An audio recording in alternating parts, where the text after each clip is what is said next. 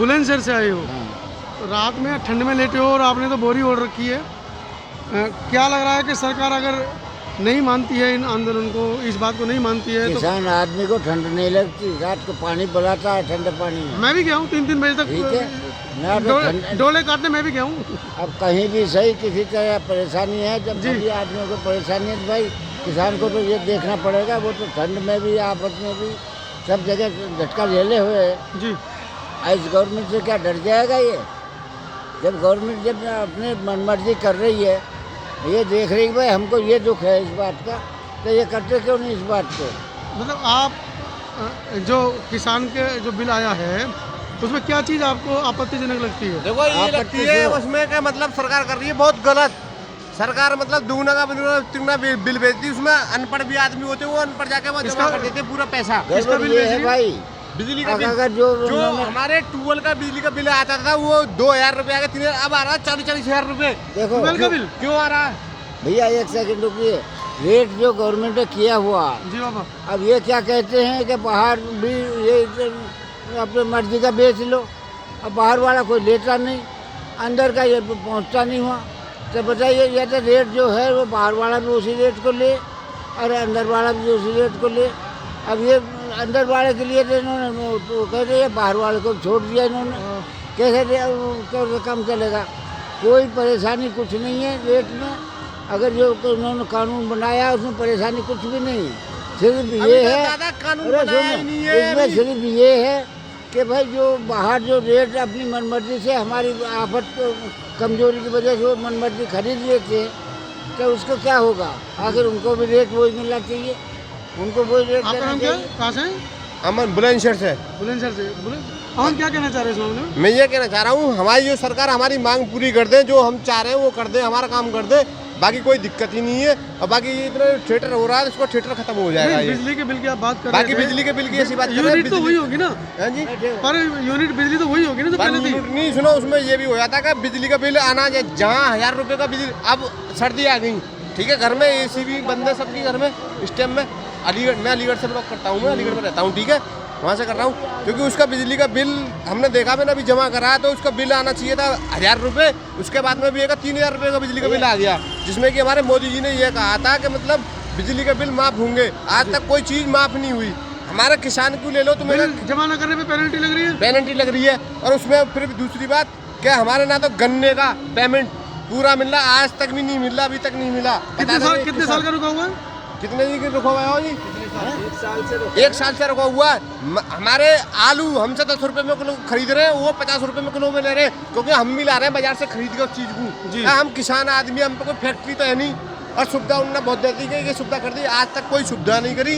पर बाकी ये काम मोदी जी से कहेंगे, नरेंद्र मोदी जी हमारे प्रधानमंत्री है, सोचे कुछ हमारे लिए, अगर नहीं सोचा तो बहुत नष्ट हो जाएगा, दिक्कत हो जाएगी। दिक्कत हो जाएगी। एक बात और है भाई, जी, जी, अगर किसान के लिए सिंचाई माफ की थी इन्होंने, जी नहर की है, सरकारी कुओं को दे रखी है, बिल्कुल। बाकी कुल 30% आदमी है उसकी भराई के, बाकी सबके सब अपना घर से सबमर्सिबल बिल भर रहे हैं, सबने और उनको भी सबमर्सिबल डबल का डबल दे रहे जी। हैं। तो सिंचाई माफ हो तो सभी की हो, जी हैं? उनका बिल माफ करे या कुछ ना कुछ जुगाड़ करे उनका भी। मैं हरिनारायण शर्मा, माननीय प्रधानमंत्री से एक ही विनती करेंगे, आदेश तो नहीं कर सकते, वो हमारे प्रधानमंत्री हैं, जी कि जो किसानों के साथ जो धोखेबाजी होती चली आई है और उस पर वो भी काम कर रहे हैं, क्योंकि किसानों ने एक अलग सोच के इनका चुनाव करा, इनको वोटिंग करी कि कुछ अलग होगा, जी लेकिन वो पुरानी परंपरा ही चली आ रही है, किसान वैसे ही पिसता चला जा रहा है। आज जो ये MSP को लेकर अब हमारा विरोध चल रहा है, इसमें जो हमें आज तक समर्थन मूल्य जिस वस्तु का मिल रहा है उस पर हमारा माल कभी नहीं बिकता। जी ये वो भी जान रहे होंगे, उनके विभाग के जो लोग हैं वो खूब जानते हैं कि कितने लोगों का माल बिक पाता है।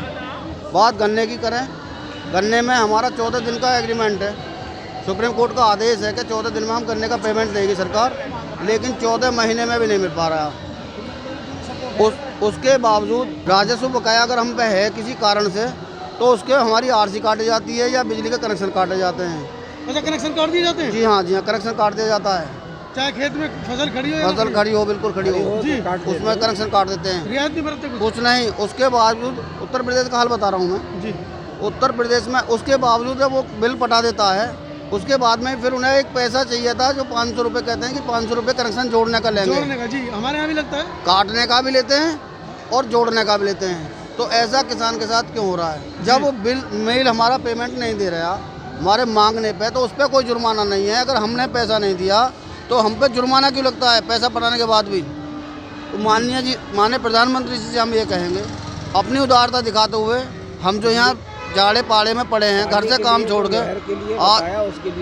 आज हमारी जो मतलब गन्ने की छिलाई चल रही है, गेहूं की बुआई चल रही है, गेहूं में जो बू चुके उन्हें पानी जा रहा है, उसे सब छोड़ के यहाँ पड़े हुए हैं। आखिर हम यहीं पड़े रहेंगे तो हमारी फसल का क्या होगा? इसे बहुत जल्दी से निदान करें। 6 महीने का सामान लेकर आए हैं, क्योंकि लगता है इनको, इनका अनुभव ये कहता है कि जो सरकारें हैं वो इनकी बात आसानी से नहीं मानेगी, वरना तो 10-15 दिन का 2-4 दिन का सामान लेकर आते। क्या कहना है इस मामले में? ये तो चलेगा चाहे साल 6 महीने से 2 साल चल जाए, आंदोलन चलेगा। आपको ऐसा क्यों लग रहा है कि ये सरकार आपकी बात नहीं मानेगी? नहीं मान नहीं रही। 2-2 महीने हो गए हमारी धान बिक रही है, एक पैसा नहीं पेमेंट हमारा है अभी तक, मिल नहीं रहा। मतलब इस सरकार के साथ अनुभव कड़वे रहे हैं, कड़वे ही हैं। अनुभव के आधार पर आप कह रहे हैं कि 6 महीने का हम सामान लेकर आए हैं, ये सरकार हमारी आवाज नहीं मानेगी। हाँ जी, नहीं मान रहे जी, हमारी कोई सुनाई नहीं हो रही। 6 महीने हम सामान लेके आए हैं जी, इतना यहाँ मानेगा नहीं, इतना यहाँ से जाएंगे नहीं।